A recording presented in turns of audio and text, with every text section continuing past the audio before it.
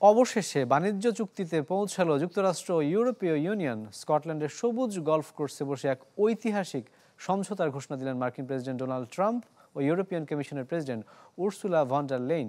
চুক্তি অনুযায়ী যুক্তরাষ্ট্রে পণ্য রপ্তানিতে 15% শুল্ক দিতে হবে ইইউকে। RICL TMX, যুগের পর যুগ স্থাপনা থাকে মজবুত। অবশেষে বাণিজ্য চুক্তিতে পৌঁছালো বাণিজ্য যুদ্ধের মুখোমুখি দাঁড়ানো যুক্তরাষ্ট্র ও ইউরোপীয় ইউনিয়ন। স্কটল্যান্ড সফরকালে বিলাসবহুল গলফ রিসোর্টে রোববার ঘণ্টাব্যাপী বৈঠক করেন ইউরোপীয় কমিশনের president Ursula von der Leyen ও ট্রাম্প। আলোচনা শেষে এ ঘোষণা দেন দুই নেতা। চুক্তি অনুযায়ী যুক্তরাষ্ট্রে পণ্য রপ্তানিতে 15% শুল্ক দিতে হবে ইইউকে, যা পূর্ব ঘোষিত 30%-এর অর্ধেক। ট্রাম্প বলছেন, এখন পর্যন্ত যত চুক্তি হয়েছে তার মধ্যে সবচেয়ে বড় চুক্তি এটি। জানান, ইউরোপ আগামীতে যুক্তরাষ্ট্রে $600 বিলিয়ন বিনিয়োগ করবে এবং $750 বিলিয়ন মার্কিন জ্বালানি ও সামরিক সরঞ্জাম কিনবে।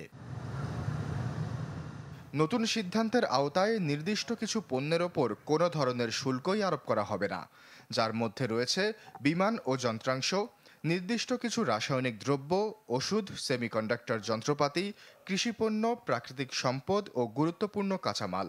তবে স্পিরিট বা অ্যালকোহল নিয়ে এখনও আলোচনা চলমান।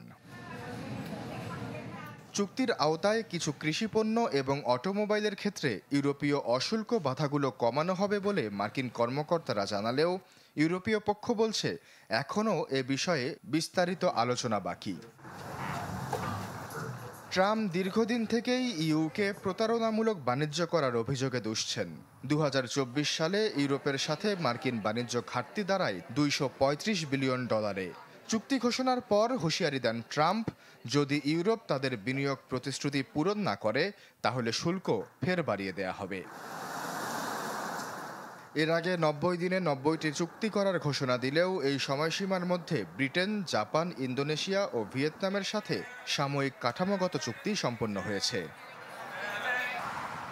আশ্বাস চৌধুরী, চ্যানেল 24।